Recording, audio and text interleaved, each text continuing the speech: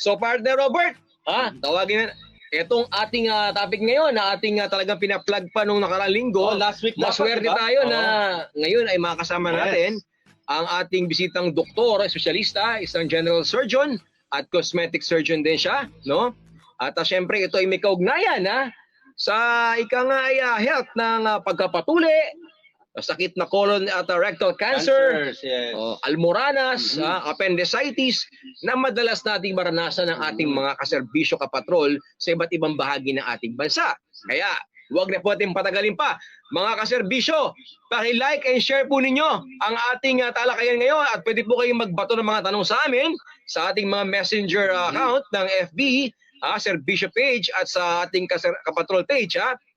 At tawagin na po natin ang ating bisitang General and Cosmetic Surgeon, aking kaibigan, mula sa, ito'y graduate ng UST, UST High School at UST hanggang UST Medicine. At ngayon ay isa na siyang ay pinagmamalaki na aming batch dahil ito'y matagumpay na surgeon. Dr. Plaridel PJ Sespeñe Jr. Doc PJ, magandang hapon sa'yo. Magandang hapon, Doc. Maraming salamat at nabigyan mo kami ng oras na alam namin, busy kayo. Oo, si Doc PJ, alam mo yan, maraming tinutulian ngayon. Naka-line up ata si partner Dolan dyan, no? Tayong dalawa naka-line up. Kala mo, Kailangan talaga. Pero mauna ka. Mauna ka muna. Sunod ako. Mahirap yan. Anyway, Doc. Mga kaserbisyo.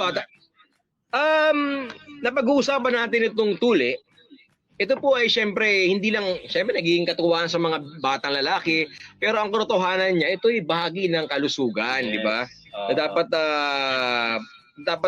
may sa katuparan sa isang batang lalaki, no?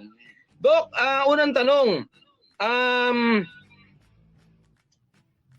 Ang unang tanong natin ay pwede po ba ipatuli agad ang bata pagkapanganak? Ano kung maraming ganyan nangyayari, di ba? Pero ano ang advantage at disadvantages nitong mga ganitong pagbata pa lang o sanggol pa lang itinuli na? Okay ba yun? O kailangan intayin muna yung 7 years old siya, 8 years old? Minsan nga, teenagers. O teenager, Actually, maraming bansa, ang practice talaga is pagkapanganak, tinutuli na. Kasi for them, it protects the babies from chronic urinary tract infection. Kasi ang pagtutuli ay may protection na dala dahil nalilinis nito yung pinaka-ulo ng ari ng lalaki. So, syempre pag may supot pa yan or may balot, hindi ito nalilinis, lalo na dun sa mga cases ng phimosis o yung mga kondisyon na kung saan ang butas ng supot ng ari napakaliit, So ang tendency nun, hindi niya mailabas or hindi niya completely ma-drain yung ihi. At ang nangyayari dyan, may naiiwan sa loob. And yun na nagiging cause ng paulit-ulit na urinary tract infection.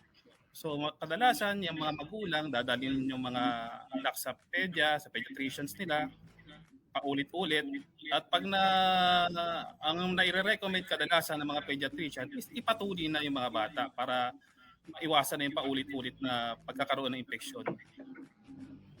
Ayun. So talagang okay na bata pa lang pwede, no? Oo, pero kasi dito sa atin ang pagtutuli is a rite of passage sa pagbinata, di ba? Kumbaga ginagawa yan pre-puberty, di ba? Kumbaga bago ka magbinata, dapat natuli ka na kasi syempre magiging pulaan ka ng pang-aasar pag nalaman nilang nanliligaw ka na, tapos hindi ka pa pala tuli. Kailangan maliban doon kasi yan, parte ng kultura nating mga Pilipino yan ang pagtutuli. Pero yun nga, sabihin ko lang Ang pagtutuli, bakit ginagawa ang pagtutuli ginagawa ang pagtutuli kasi for several reasons sa iba't ibang bahagi ng mundo may kanya-kanyang kadahilanan kung bakit tinutuli ang mga kalalakihan social and cultural and religious reasons kung bakit tinutuli ang mga lalaki. Pero yung ngayong modern times, ginagawa ang pagtutuli sa maraming bansa, pati na rin sa atin dahil sa medical benefit nito, which is yung hygienic purpose. Dahil nga pag tuli, mas madaling malinis yung pinaka-ari. Kung familiar kayo dun sa word na smegma, or kasintabi na kung yung kupal na sinasabi, siya yung parang keso na may amoy sa gitna. Pag may balot pa yung ari ng lalaki, pag yan tinagpos natin o niretract natin at hindi nalilinis, siya yung parang keso na naiipon doon sa loob. At yun ay may nag-emit ng foul-smelling odor. Yun ay galing sa mga dead skin cells at sebaceous secretions ng ari. So, ang pagtutuli ay nakakapagprotekta sa mga lalaki sa dahil nga nalilinis ito, napoprotektahan yung ari ng lalaki laban sa mga mikrobyo tulad ng virus at bakterya. At itong mga virus at bakterya na to, minsan nagiging cause ito ng sexually transmitted infection, and in the long run, ito pwedeng maging cause ng penile cancer. Tapos may mga medical conditions din talaga kung bakit tinutuli ang mga kalalakihan. Yun nga, katulad ng sinabi ko kanina, yung phimosis, pag maliit yung butas ng supot ng ari, tinutuli na para maproteksyon na ng mga bata sa paulit-ulit na urinary tract infection. Yung isa naman is yung tinatawag nating paraphimosis. Kung familiar kayo, 'di ba, sa mga kabataan, tinatagpos nila bago tuliin, 'di ba? Pinipilit nilang ilabas yung ulo. Sabi nila mas maliit. Oo. Para mas mabawasan yung pananakit ng ulo ng ari pag natuli na. At the same time, mas madali nang tuliin. Pero yung iba kasi, nasa stuck yun naiipit. Pag naipit, nagiging surgical emergency dahil namamaga. So imbes na naka-schedule kang tuliin, sabihin natin, ang schedule ng oplat tuli, mga a week before, nadadala ka sa emergency room kasi nga kailangan ituliin ka na dahil naipit na magkukos yun ng infection at the same time yung pamamaga. Tapos sa maraming bansa din na laganap or mataas yung incidence ng human immune deficiency virus and yung mga human papilloma virus, nire-recommenda din ang pagtutuli for the protection against sexually transmitted infection and penile cancer. So, ang mga lalaki, pag protected from penile cancer, dahil nga protektado sila sa infection, katulad ng, yung human papilloma virus, which is sa mga causes ng penile cancer, napoprotektahan din ang kanilang mga sexual partners o asawa. So, napoprotektahan ang babae from cervical cancer naman. Ayun. So Doc, how early again pwede ang infant na matuli? At how early once they're born? Pag stable ang bata, kahit newborn, pwede nang tuliin yun Pwede na. Pwede na. Kasi Doc, yung kinalakihan namin nung bata nga kami, merong mga Pukpukan. Hindi, may sinasabi kasi dati, Doc, totoo ba yung sinasabi nila, kunyari, yung pag teenage years kasi natuli, may parang doon yung growth spurt mangyayari. Pag natuli ka, magkakaroon ka ng growth spurt during your teenage years. Totoo ba yun? Oo. Kasi maraming mga kwentong ganun nung bata pa ako na sa teenage years mo, doon, tatangkad ka. Totoo ba yun? Actually, wala kasing katotohanan yan, kasi kadalasan yung mga tinutuli. Oo nga naman. Niloloko talaga tayo ng bata tayo. Sige, paliwanag natin. Papunta na sa puberty stage pre-puberty. So, pagdating nila pagkatapos yung mga natuli, mga 12, 13, yun na yung puberty stage. Talagang speed up na yung yung growth ng mga lalaki. Natatsyempo lang na during that time, bago nun, tinutuli yung mga batang lalaki. Kaya akala nila, pag tinuli, tumatangkad. Tumatangkad. Yung nila. Kasi kung gano'n ang mentality, Father Robert and Doc, dapat yung mga tinuli ng baby pa lang. Hindi naman gano'n nangyari. Di ba? I guess it's in the genes na lang. Yes. Ang tanong ngayon, Doc, kasi ako nakalakihan natin, ewan ko kung si Robert at saka si Doc, gano'n din. Yung nilalanggas ba ng bayabas, pag bagong tuli ka, yung ba ay talagang rekomendado ng mga doktor o talagang nakasanayan na lang ng mga Pilipino na gawin para pagbagong tuli? Actually, ang bayabas is a proven medicinal plant, 'di ba? Bata pa lang tayo, alam na natin 'yan, inaaral natin 'yan, 'di ba? And may mga researches na nakaka-enhance ng healing yung pinagkuluan ng bayabas, ano. So, wala namang masama kung gagamitin nating panglanggas yun. Basta siguraduhin lang natin na talagang kulong-kulo at malinis yung mga ginamit nating dahon na hugasang mabuti. Ang mali lang is sa tuktok, di ba? Minsan, galing sa bibig, ngunguyain, idudura. Oo. Idudura mo. May bacteria na. Na magkaroon ng infection pag yun ang gagawin mo. Ayun. Oo. Dok, meron bang namamatay sa tuli? Meron ka na balitaan ganyan? Na nagpatuli, namatay? O wala, o bihirang-bihira?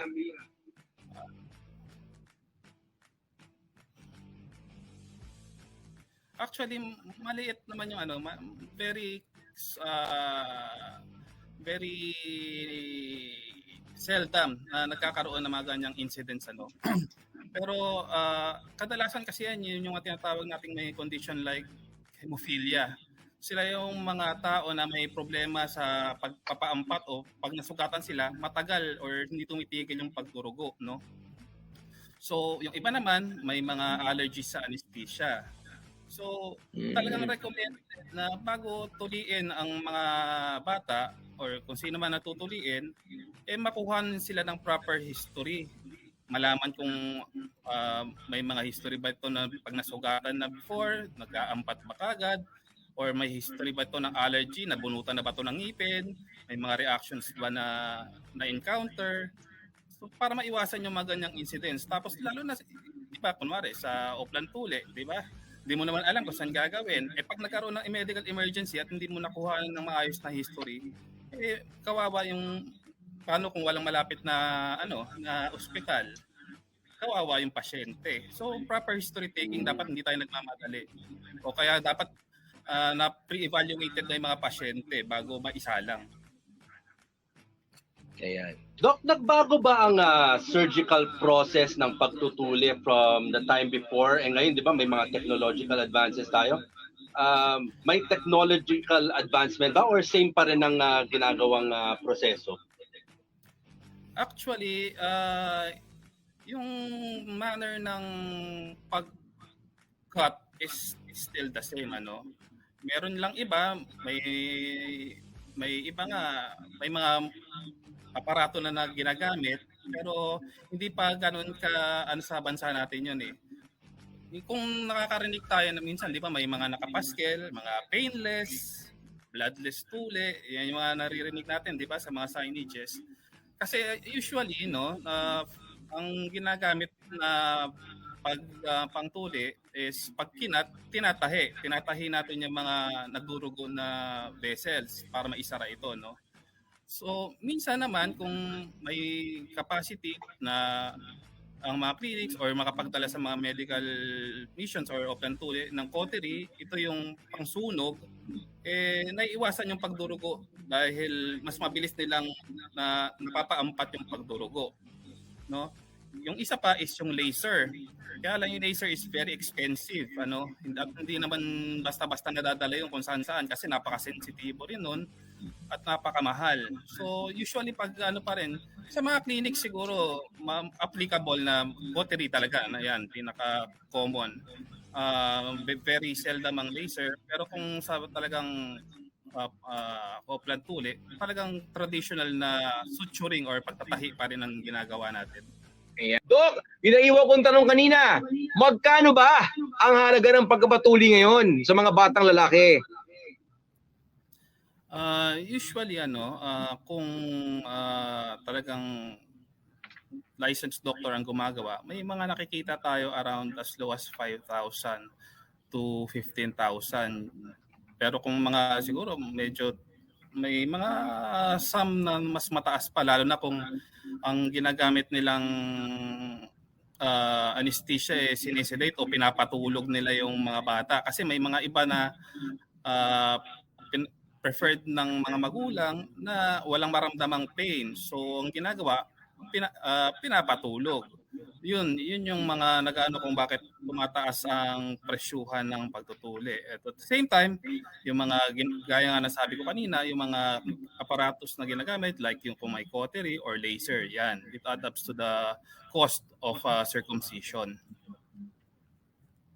Yun. So, medyo mahal na rin pala, no? Oo. Kaya kailangan mag-medical mission tayo kasama si Doc PJ. Oo. Joke lang. Oo, kasama naman Sa yan ating public- anniversaryo. Oo, Sa anniversary public natin. service natin. Doc, ang tanong naman ni Senator Rifiel ng Barangay Bahay Toro ay may disadvantage ba pag hindi tinahi sa pagtuli? Ang disadvantage niyan, siyempre, open wound yan no? Pag hindi mo tinahi, nakanganga yung sugat. Mas una-una, mas prone yan sa infection. Yes. At pangalawa, pag hindi mo napag-co-update or napagdikit yung magkabilang balat na naputol, mas matagal yung healing kumpara pag ito ay natahi. Yun yung yung disadvantage. So kailangan talaga matahi itong mga to, no? Oo, mas matagal kasing gumaling pag hindi natatahi Saka mas prone yan sa infection. Ayan. So yan mga kapatrol Mark Belosilio, John Fulgencio, Trixie Martinez Tan, yung may bahay ni Robert Tan nanonood din. Nanonood ang wife ko from at home. Yan. Aking anak na si Sofia at si Sebi. Si Mary, si Jules Davoco Niedo, Anita Ebalio, Roberto de los Reyes. Ayan mga ating mga kapatrol ating mga regular listeners and viewers. Okay? Doc, may iba naman tayo. So matapos ang tuli, matanong ko na rin sa'yo, ako nung minsan sumakit ang tiyan ko, ang aking tiyan, hindi ko malaman kung ano yung nangyari sa akin. At actually, tinawagan ko rin si Doc PJ noon. Baka Kasi pwede. Hindi, naghihinala ako ng appendicitis. Ay, oo. Brother, no? Yun. Kasi maraming nararapture yung, di ba, nagkakaroon ng problema ganyan. Doc, ano ba tong appendicitis at ano ba ang sintomas nito? Sa sakit na ito. Ang appendicitis is isa siyang small organ, isang blind pouch. Blind pouch, ibig sabihin, isa lang ang butas niya, na ang butas na papasok dun sa loob ng bituka. So, ang sabi ng iba, ang appendix daw walang silbi, ino-opera lang to, dagdag gastos lang, pero mali yun, Ang appendix is nagpo-produce yan ng immunoglobulins na nakatulong for the immune system at nagpo-produce din ng healthy bacteria para sa ating digestive tract. So, ang appendix naka-situate yan, nakapwesto yan doon sa bandang cecum or unang portion ng malaking bituka. Or minsan nasa ileocecal valve, sa pinakadulong portion ng maliit na bituka or ng ileum at ng cecum na sinabi ko kanina.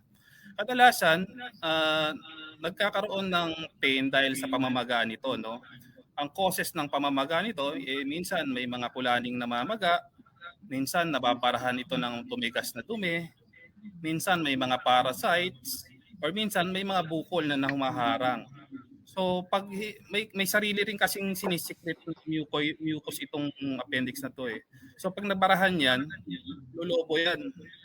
At pag lumobo yan, at hindi mailabas yung laman, mamamaga hanggang sa ma-compromise yung circulation niya, yung daluyan ng dugo.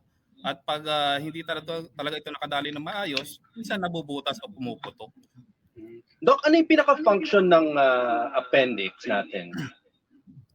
Gaya nga na sinabi ko kanina, sir, Yan ay nagpo-produce ng immunoglobulin, isa sa mga ano ng uh, for our immune system ng gut, ng digestive tract, at yun nga nagaano siya ng good bacteria for the for the digestive tract. So Doc PJ, ano Nag-harbor yung siya ng- sintomas na dapat tandaan ng ating mga kapatol kaserbisyo kapag sila ay naatake na ng appendicitis? So usually may mga classical na signs and symptoms ang appendicitis. Sumasakit unang-una diyan is yung periumbilical or epigastric area, yung nasa bandang itaas ng pusod. Then ito ay bababa doon sa may kanang bahagi ng tiyan natin, sa right lower quadrant ng tiyan natin. So tapos minsan nagkakaroon ng paglalagnat, pagsusuka, pagtatae, or pag pumutok na, ayun, nagtatae, or minsan kasama na din yung hirap umihi pag nakakumalat na yung dumi na pumutok. Yun ang mga usual signs and symptoms niyan. Walang gana Delikado ba kumain. yan, Doc, pag nag-rupture, pag kumutok? Delikado ba yan? Oo, delikado yan. Syempre, pag pumutok yan, magkukos yan ng sepsis or pagkalason ng katawan ng tao. Dahil nga, puputok yan, lalabas yung dumi ang laman yan dumi ng tao, at kakalat yan sa loob ng tiyan. At magkakaroon siya ng intraperitoneal abscesses or pagnanana sa loob at infection. Doc, paano natin malalaman kung na-rupture na siya? And how long from the time na nag-rupture siya na kailangan dumiretso ng ospital? Una-una sir, dapat hindi na natin hintayin pa na mag-rupture no? Kasi pag nag-rupture na yan, medyo advanced stage na yan. Usually, mga after 24 hours, malaki na ang chances na nag-rupture siya. Minsan nga, after 24 hours, nag-rupture na. So, dapat as soon as makaramdam tayo ng matinding pananakit, better na siguro na kumonsulta tayo. Kasi mahirap yung, karamihan ako personally, nag-practice ako sa government hospital. Kadalasan na nakikita ko mga pasyente dyan, putok na ang appendix pag dumadating. Bunga na rin siguro ng kahirapan dahil syempre yung iba, pamasahe lang, wala na Yes. Dumadating sila sa amin, panay na yung loob ng tiyan. So ang syempre pag pumutok na yan at kumalat na yung nasa loob niyan, mas malaking gastusan na yan. Mas mahirap operahan, mas delikado para sa pasyente, at mas matagal ang recovery period kumpara dun sa pag naagapan natin ito. Doc, are there instances na kunyari yung nangyari na magpa-check up na hindi agad ma-detect that it's appendicitis? Yes, oo. Kaya yung mga yan, kung may pagdududa, ino-observe talaga yan. Yung iba, ina-admit. Di ba, Doland? Yes. Ina-admit. Tama ka. Nangyari sa akin yan, partner. Yung sa akin, so suspected talaga na, sa unang ospital, tenggalan sa akin ni Dr. Chris, appendicitis yan. I-schedule na ako for surgery. Nagkataka naman yung iba, bakit pag kailangan Doc, pag hinipo pa lang, konting hipo lang, masakit na, di ba? Dapat ganun, no? Parang ganun yan Sabi nila, pag konting, pag nirelease mo, oo. Sa akin, tumatagal ang ganun, hindi sumasakit. Napabukas na habang tumatagal. So dinala ko sa isang hospital pa. Doon na nagkaroon ng findings na baka daw, totoo ba yun, Doc? Sabi nga ng isang doktor doon, maaari daw kakapiga, kakatulak, baka daw na nahulog or something. Ano ba, may ganun daw nangyari? Nakakasundot na ganun. Baka daw natanggal o kusang kumalas. Pero bang ganun? May actually walang studies tungkol diyan pero pwede kasing pwedeng hindi talaga siya appendicitis in the first place. Kaya nga 'di ba kung naalala mo, ayaw kita kaagad maoperahan. Gusto ko muna ma-work up ka muna kasi kaya ka nga pinagawa sa yung CT scan. So, yun nga sa mga pasyente na medyo pati kung ang doktor ay nagdadalawang isip kung ang cause ba ng pananakit appendicitis or hindi, base kasi unang-una yan, kinukuhanan ng proper history taking yan, kailan nagsimula, ano ang naramdaman, kasi may mga classical signs and symptoms yan na hinahanap. Pangalawa, pinapagawa ng eksaminasyon sa dugo yan. Kung elevated ang WBC nagsisignify kung may infection or wala. Then pinapakuhanan din ito ng urinalysis kasi baka naman UTI So yung mga yan, yung history taking, yung mga laboratorio at yung physical examination, pinagsasama-sama yan, kinokulate yan para kung yung bang mga yan nagtuturo doon sa appendicitis. Pero kung iyan malabo pa din, might as well observe yung pasyente. At kung may kakayahan ng pasyente, usually ang pinapagawa talaga, ang gold standard for visualization or ancillary procedure is yung CT scan na katulad ng ginawa sa iyo doon. In short of that, ang ginagawa is ultrasound. Yun ang inaano. Kasi yun. Ayan ang appendicitis. We're back mga kapatid sa serbisyo. Ayan, kasama pa rin natin si Doc PJ Despeñe, ang ating kaibigang surgeon, general and cosmetic surgeon. At syempre ang talakayan ay sa issue ng pagkutuli sa mga bata, appendicitis, colon rectal cancer at almoranas. Ayan, may follow-up question. Kasi kanina, partner Doc, kaya ko natanong kanina kung may instances na kung nade-detect. Nangyari kasi sa kapatid ko nung nasa ibang bansa kami. Pagbaba namin ng barko, sumakit na yung tiyan niya. So nagpatingin sa doktor, wala namang nakita. So the next day, medyo lumakas siya. We continued with our vacation. Pero up and down yan, 2 weeks. Pero nalaman na lang namin nung pag-uwi niya, nakasakay pa ng eroplano, pag-uwi dito, ruptured na yung appendix niya. So, dito lang naagapan. Yung sa 2 weeks na yun, nung pina-check, walang ma-detect.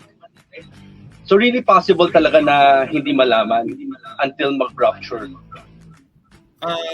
Minsan kasi may way ang abdomen natin, ang katawan natin to protect the body from infections, So during that time, yung nag-rupture siya, pero ibinalot siya ng omentum or yung kortina ng bituka para hindi kumalat yung infection. So baka naibalot siya kaya na-mask yung pain. Pero despite na nakabalot siya, kahit paano may nararamdaman pa rin siya. Hindi nga lang siya 100%. Up and down He feels good, he feels bad, gano'n. Yes. Doc, meron daw bang sanhi ng kinakain yung appendicitis? Nakukuha sa kinakain o wala? Actually wala, pero baka kasi minsan sinasabi, di ba kadalasan yan, sabihin mga buto.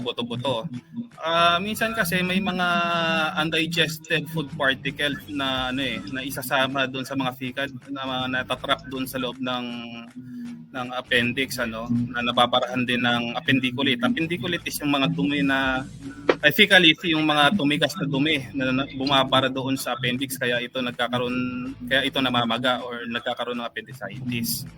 Incidental lang siguro kung bakit gano'n. May mga Ayun. Doc, last na lang to. Alam ko meron kang trauma case ngayon dyan, yung colon and rectal cancer, ano lang ang sintomas at paano maiiwasan? Actually, sa colon cancer, kadalasan kasi dyan is yung may mga high risk factors, may mga lahi ng cancer na sa family. May history ng cancer na sa family, Pangalawa is dahil na rin dun sa mga pagkain kinakain. So, kaya yung mga sunog, mga kadalasang kinakain natin yung kasi processed na unlike before. So, yung mga yan, ang kadalasang nararamdaman yan is kadalasan ang nade-detect lang yan pag pag nagkakaroon na ng pagbabara. So minsan ang napapansin nila pag dumudumi sila parang ribbon or parang stools na tinatawag natin, parang tae ng kambing.